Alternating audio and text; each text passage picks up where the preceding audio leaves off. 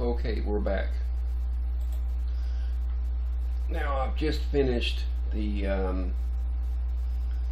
setting up the make config file, and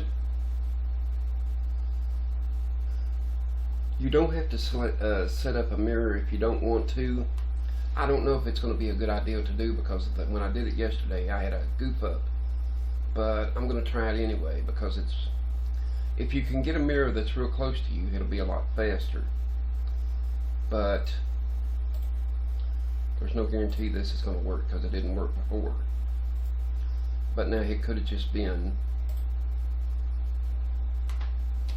that particular mirror was down for whatever. Could have been down for maintenance, could have been any number of things. I'm in the United States, so I want to pick one relatively close to me. Now that doesn't mean that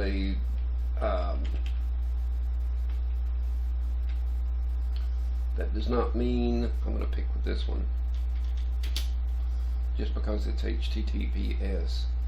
HTTP, and I'm sure everybody knows what it stands for, but in case some of you don't, it stands for Hypertext Transfer Protocol. And most websites are made out of HTML, which is Hypertext Markup Language. So they work together. But who knows, in 50 years it could be something entirely different. Okay.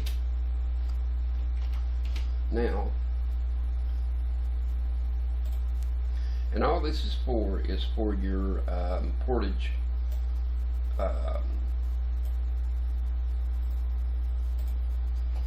configuration. Used to, you would download a portage file and put it in the proper location, but they've changed all that now. And I'm sure you could still do it, but you would have to direct your make config file to show. Well, I'm doing a copy and paste because, in all honesty, it would take too long. I don't want these videos to be too long if I can help it. But trying to do an install, and I'm installing on real hardware, so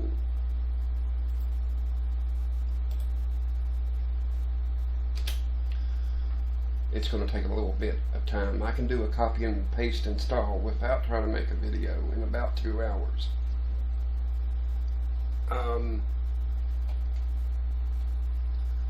Let's see. I don't need to look inside the folder of the file because everything's already set up. Now this is where you start to change the root from the boot device into the actual system. And you can actually use this method, like say if you were installing on a, and I can do most of the rest of it by memory. Let's say you had an older computer that was a little bit slower. Well, this one upstairs is a little bit slower. You could do sections of the install, and you could get back into the system, and like you could print out the handbook, and you could mark on the side where you stopped at in the handbook, get out of the system, and then boot back into it and complete the install. You could do the install over several days, and that way you wouldn't have to devote all your time to it.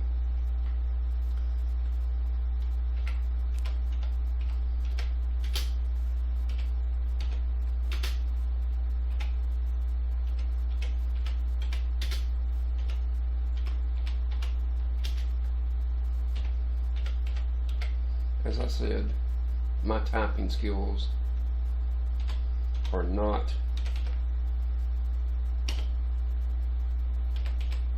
very good.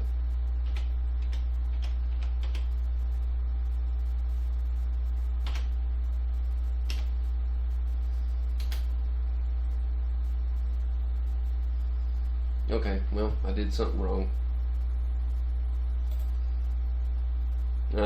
That's what I did wrong.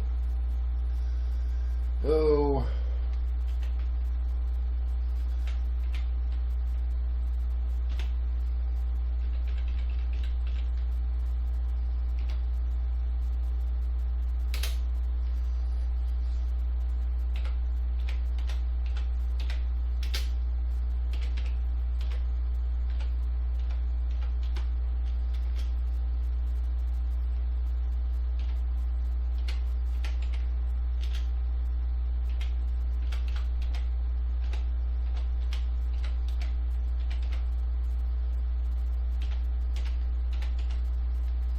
And you can actually do this part, except for this error, like the CP --D reference, and then these two, and you can put them in a script, like a shell script, and save it, say, on a USB drive or something.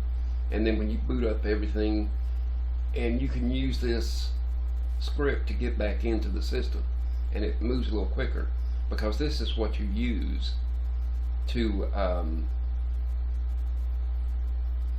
change your root from the boot device into the actual Gentoo system.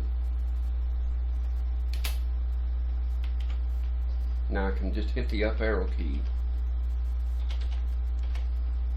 change a couple of things, and save myself a little bit of typing. And that's really it.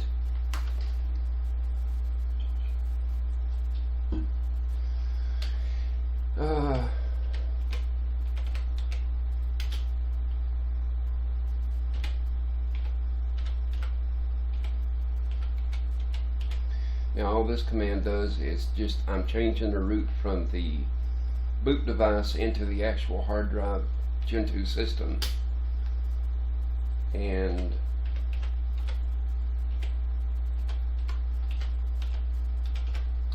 I think I've done that backwards. Now, let me check.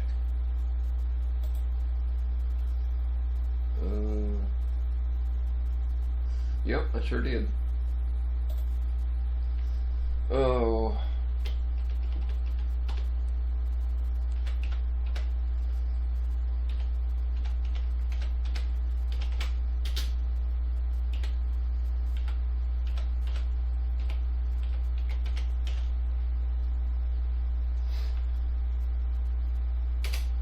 Okay, now we're in the actual Gentoo system. So what we're going to do is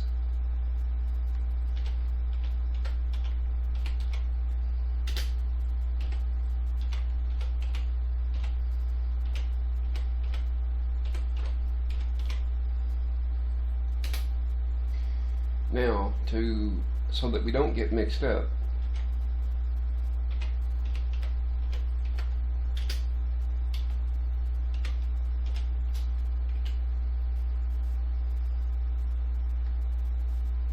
I think, and again, I'm doing this from memory.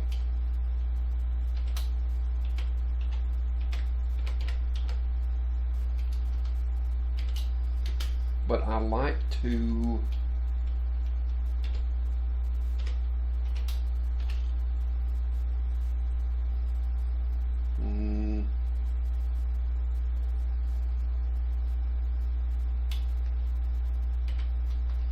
let me see.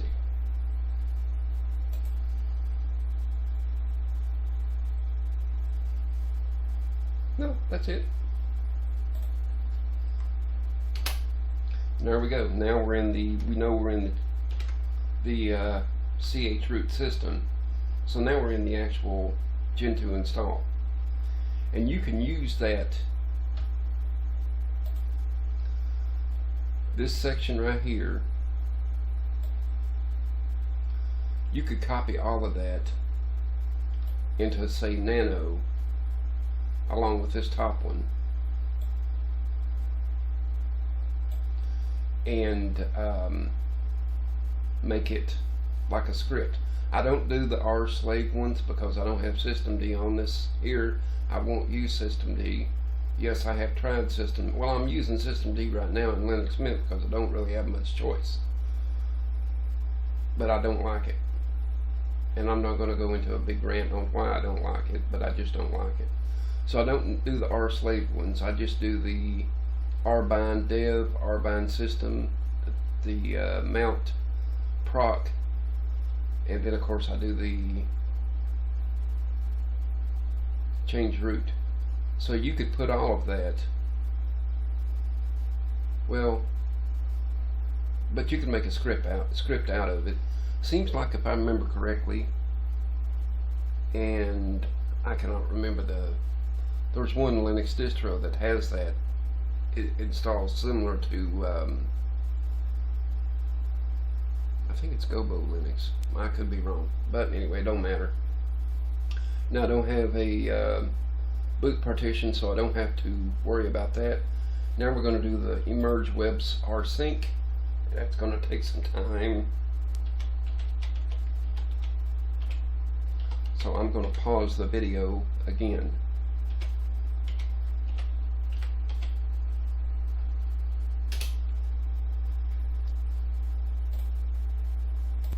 Okay.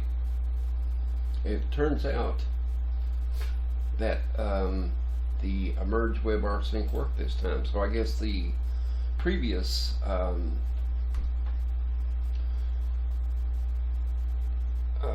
repo or whatever just wasn't working, or maybe it was down for maintenance or something. They could be changing out equipment. It's really hard to say. Okay.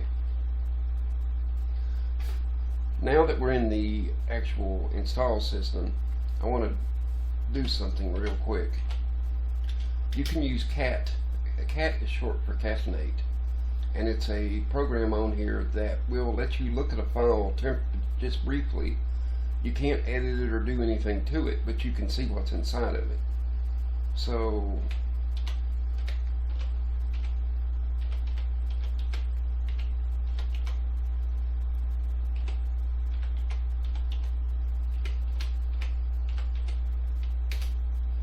now right down